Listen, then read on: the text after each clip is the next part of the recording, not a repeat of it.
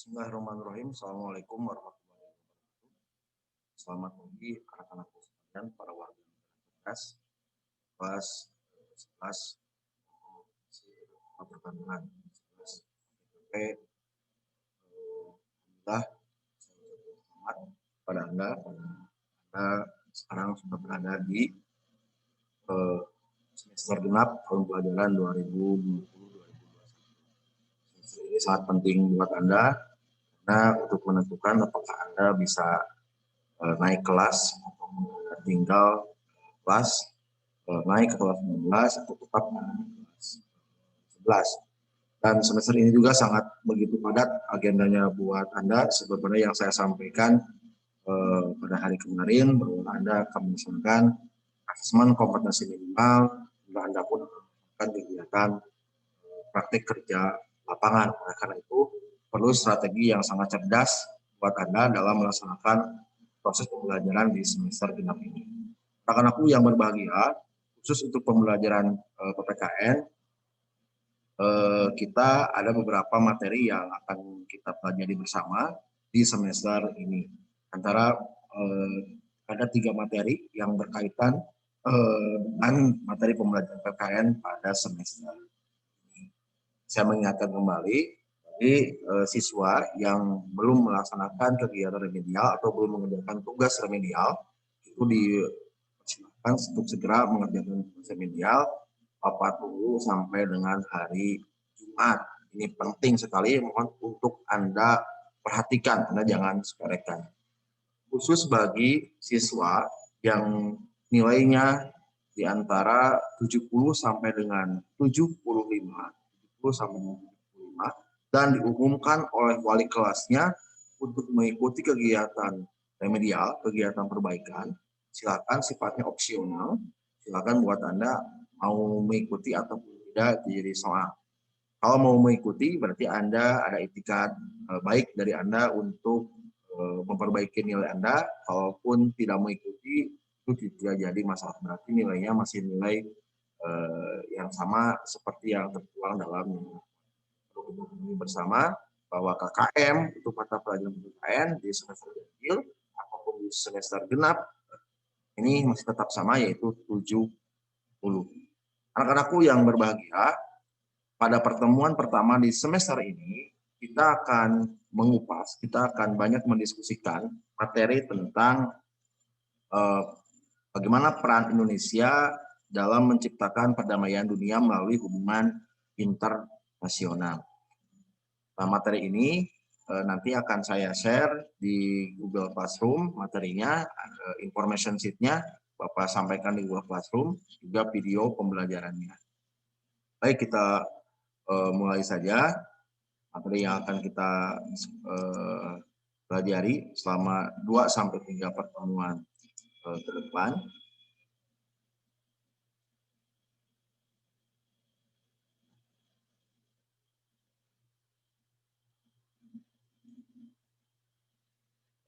KD-nya KD 3.18 dan 4.18, itu mengevaluasi dinamika peran Indonesia dalam perdamaian dunia sesuai dengan Undang-Undang Dasar Negara Republik Indonesia tahun 1945. Tujuan dari pembelajaran ini adalah Anda memiliki kemampuan untuk menguasai kompetensi tersebut. Kompetensi mengevaluasi. Ingat, evaluasi itu level pengetahuan yang sangat tinggi, itu level C5. Artinya Anda harus mengetahui banyak berbagai macam informasi terkait dengan peran Indonesia dalam melaksanakan hubungan internasional untuk menciptakan perdamaian dunia. Dan Anda evaluasi apakah sudah efektif ataupun belum efektif. Kemudian Anda pun di pembelajaran ini harus memperhatikan pedoman atau petunjuk pembelajaran. Yang pertama, coba baca lebih dahulu apa tujuanmu dalam belajar materi ini. Kemudian baca dengan pelan-pelan pendahuluan agar kamu lebih mudah mengerti materi selanjutnya. Nah, yang ketiga ini yang penting, kerjakan student activity-nya secara mandiri pada setiap kegiatan belajar. Jadi setelah kegiatan belajar satu selesai, misalnya ada student activity, Anda kerjakan tanpa harus disuruh oleh Bapak. Ini penting sekali mengerjakan ini untuk mengukur sejauh mana tingkat terserapan informasi ataupun tingkat keberhasilan Anda dalam membaca. Dan semakin Anda banyak mengerjakan student activity, maka akan teruji kemampuan Anda dalam menguasai materi ini. Insya Allah pada akhirnya Anda akan menjadi anak-anak yang hebat. Anak-anakku, dalam kompetensi dasar 318 ini ada dua IPK atau ada dua indikator pencapaian kompetensi atau ada dua sub materi pokok yang akan kita pelajari. Yang pertama adalah mendeskripsikan pola hubungan internasional yang dibangun oleh Indonesia. Kemudian yang kedua, bagaimana peran Indonesia dalam menciptakan perdamaian dunia melalui organisasi internasional. Artinya, bisa kita simpulkan bahwa Indonesia dalam menciptakan perdamaian dunia itu melalui dua cara. Yang pertama, lewat hubungan internasional, yang kedua melalui organisasi internasional. Dan dua hal itu akan kita pelajari di materi pokok 3.18. Inilah anak-anakku intisari materi. Bapak sepintas akan memberikan penjelasan. Lebih detailnya silakan Anda baca sendiri di information sheet yang sudah Bapak sampaikan di Google Classroom setiap kelas masing-masing. Saya mengambil judul tentang internasionalisme Indonesia dalam mewujudkan perdamaian dunia. Internasionalisme itu menunjukkan peran sebuah negara dalam konteks hubungan internasional, dalam konteks dunia internasional. Ada dua materi yang kita pelajari sebagaimana yang saya sampaikan tadi, yaitu bagaimana pola hubungan internasional yang dibangun Indonesia, kemudian yang kedua bagaimana peran Indonesia dalam organisasi internasional. Kita akan pelajari dulu materi yang tentang bagaimana pola hubungan internasional. Apa sih sebetulnya hubungan internasional itu? Banyak pakar yang mendefinisikan makna hubungan internasional. Ada yang menyamakan hubungan internasional itu sama dengan kerjasama internasional. Ada yang mengartikan itu adalah sebuah diplomasi ataupun sebuah diplomasi internasional. Nah, itu semua bukan sesuatu yang salah. Silakan Anda baca buku-buku kaitan dengan ini. Tapi secara sederhana, hubungan internasional itu dapat diartikan sebagai hubungan yang bersifat global. Ini bersifat global, artinya global di sini bersifat universal, bersifat menyeluruh.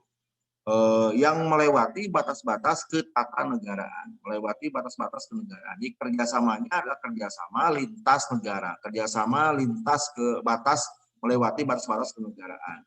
Nah, dalam konteks hubungan internasional bisa diartikan sebagai kerjasama antara dua negara atau lebih. Misalnya kerjasama antara Indonesia dengan Malaysia. Itu adalah kerjasama disebut juga sebagai hubungan internasional karena sifatnya global. Nah, siapa pelaku hubungan internasional ini? Pelaku hubungan internasional itu bisa negara, bisa juga secara individual, pribadi, urusan privat misalnya, bisa perusahaan Indonesia dengan perusahaan asing itu bisa disebut sebagai kategori hubungan internasional. Nah, tetapi yang akan kita bahas hari ini ya dalam materi ini adalah hubungan internasional yang dibangun oleh sebuah negara. Artinya adalah kerjasama antara negara yang satu dengan negara yang lain. Kerjasama antara dua negara atau lebih dari dua negara. Tadi saya sebutkan ada kerjasama antara dua negara, ada kerjasama antara beberapa negara. Kerjasama antara dua negara itu bisa disebut dengan disebut hubungan bilateral. Hubungan bilateral adalah hubungan internasional yang dibangun oleh dua negara untuk aspek-aspek tertentu yang disepakati oleh dua negara itu. Misalnya apa? Misalnya antara Indonesia dan Malaysia. Indonesia dan Malaysia berkaitan dengan ekspor dan impor minyak kelapa sawit misalnya. Ada juga misalnya hubungan internasional yang dibangun oleh dua negara atau lebih, yaitu ada disebut dengan multilateral. Ada multilateral beberapa negara atau dua negara lebih dari dua negara. Ini biasanya terletak pada organisasi internasional, misalnya ASEAN, PBB, dan segala macam. Mengapa sebuah negara itu melakukan hubungan internasional? Nah, ini bisa kita jawab kaitannya dengan hakikat manusia itu sendiri. Mengapa kita kaitkan dengan hakikat manusia? Karena manusia adalah bagian yang tidak terpisahkan dari sebuah negara. Rakyat sebuah negara itu adalah manusia. Sebagaimana kita ketahui bersama bahwa manusia itu mempunyai dua kedudukan atau dua kedudukan, yaitu sebagai makhluk individual, yang kedua sebagai makhluk sosial. Dan hakikat manusia, manusia tidak bisa memenuhi kebutuhannya sendiri. Manusia memerlukan bantuan dari orang lain untuk memenuhi kebutuhannya. Tidak ada manusia yang super, tidak ada manusia yang hebat, yang bisa hidup sendiri. Setiap manusia pasti memerlukan hubungan dengan orang lain untuk memenuhi kebutuhannya. Nah, begitupun dalam kehidupan bernegara. Tidak ada negara yang superpower yang bisa hidup sendiri memenuhi kebutuhan-kebutuhan rakyatnya sendiri. Negara maju pun itu memerlukan bantuan dari negara berkembang ataupun negara kategori miskin untuk memenuhi kebutuhan hidup warga negaranya. Nah, berangkat dari hal itulah, maka hubungan internasional itu merupakan sebuah keniscayaan yang harus dilakukan oleh setiap warga, oleh setiap negara, termasuk Indonesia. Apalagi bagi Indonesia, dalam Pancasila, sila kedua, salah satu butirnya menyebutkan bahwa negara Indonesia merupakan bagian dari umat manusia di seluruh dunia. Oleh karena itu perlu dikembangkan kerjasama internasional dan kerjasama dengan negara-negara lain yang ada di dunia. Termasuk dalam tujuan nasional kita. Dalam tujuan nasional kita salah satunya adalah ikut serta dalam upaya perdamaian dunia. Nah, keikutsertaan Indonesia dalam mewujudkan perdamaian dunia salah satunya dibangun melalui hubungan internasional. Jelas ya, bahwa hubungan internasional itu merupakan hubungan antar negara yang bersifat global yang melewati batas-batas ketatanegaraan. Kemudian apa sebetulnya arti penting hubungan internasional bagi Indonesia?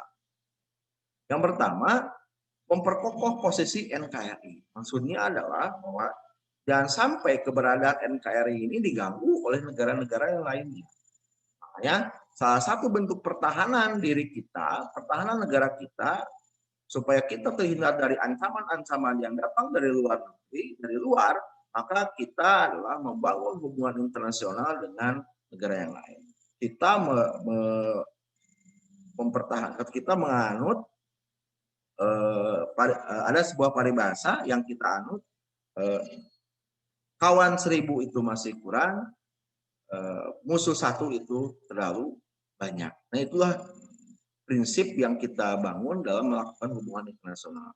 Kita di ASEAN itu banyak negara-negara yang berbatasan langsung dengan negara kita.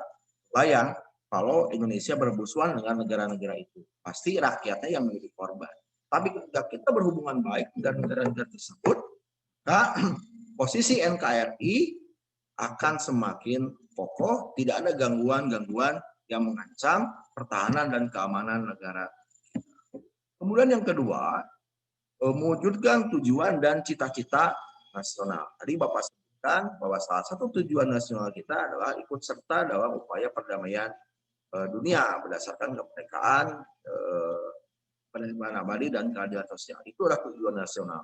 Dengan kita melaksanakan hubungan internasional, maka secara otomatis tujuan nasional yang termaktub dalam pembukaan Undang-Undang Dasar tahun 1945 alinea keempat itu bisa terwujud, termasuk cita-cita nasional yang tercantum, yang disebut, yang termaktub dalam pembukaan Undang-Undang Dasar alinea kedua, wujudkan masyarakat yang adil dan makmur.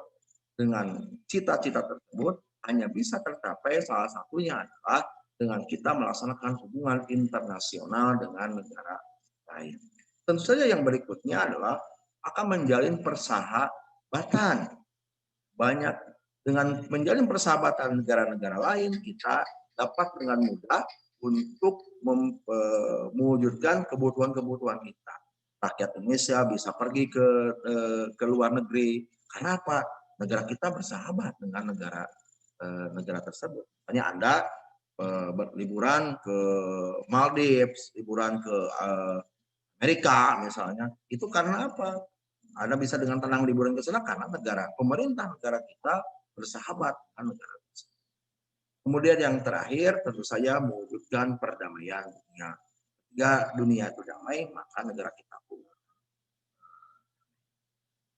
Anak-anakku yang berbahagia, hubungan internasional yang dijalin oleh Indonesia tidak terlepas dari politik luar negeri Indonesia. Politik luar negeri itu adalah seperangkat cara ataupun strategi yang dilakukan oleh sebuah negara untuk melakukan hubungan internasional. Itu politik.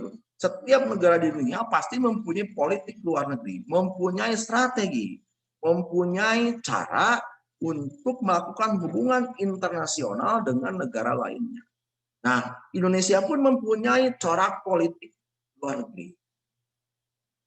Pada awal kemerdekaan kita, para the founding pada negara kita, para pendiri negara kita, itu menegaskan bahwa politik luar negeri Indonesia adalah politik bebas aktif. Politik bebas aktif.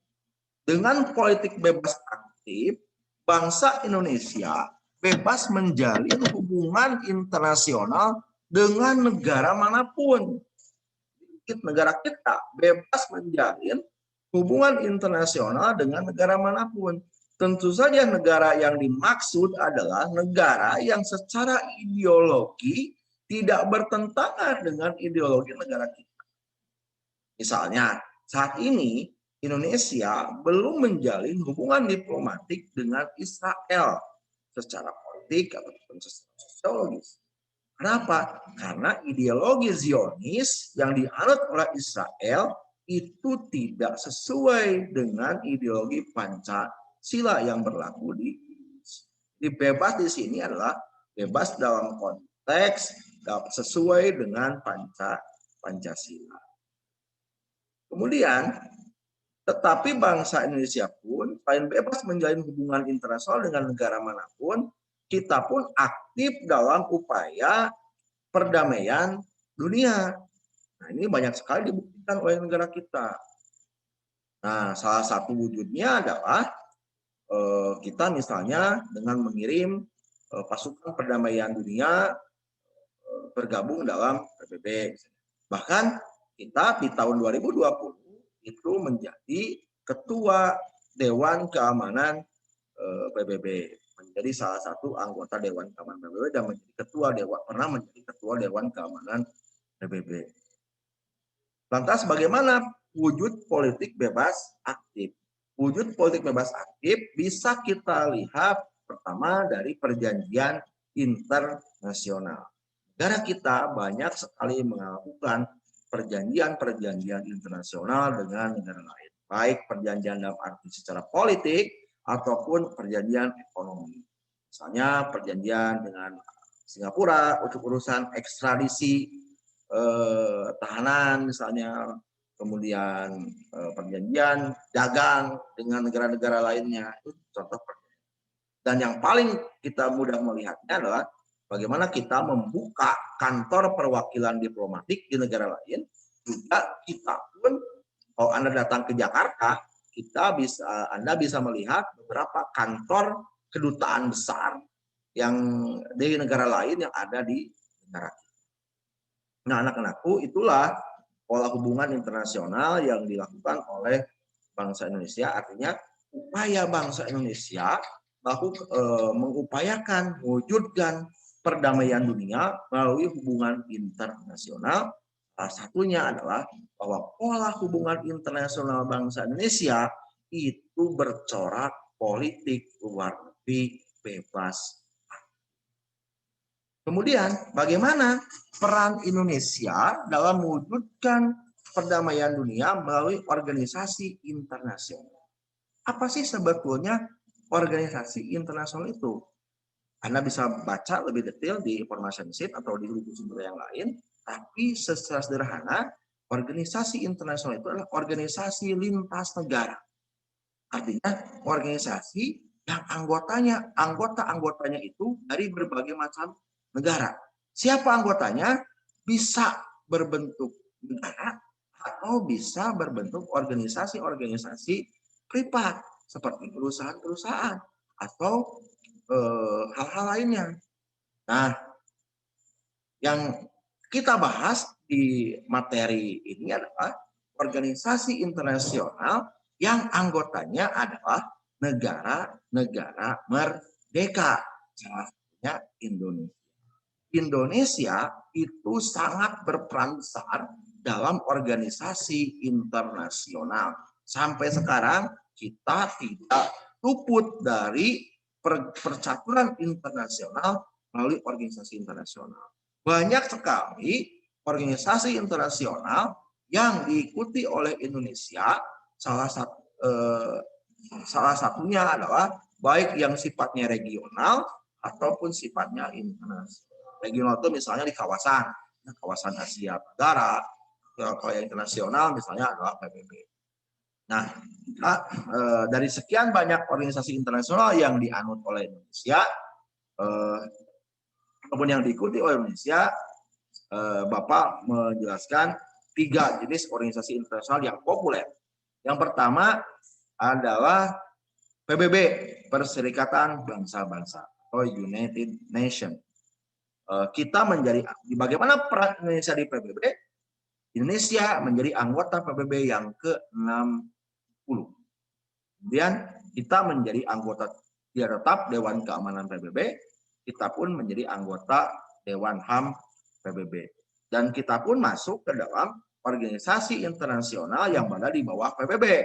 Misalnya apa? Misalnya UNICEF, UNESCO, WHO, WTO. Itulah organisasi-organisasi internasional di bawah PBB yang di mana kita Indonesia itu menjadi anggota. Kemudian di kawasan regional kita juga punya peran penting dalam ASEAN. ASEAN itu Persatuan Bangsa-Bangsa Asia Tenggara. Association of Southeast Asian Nation.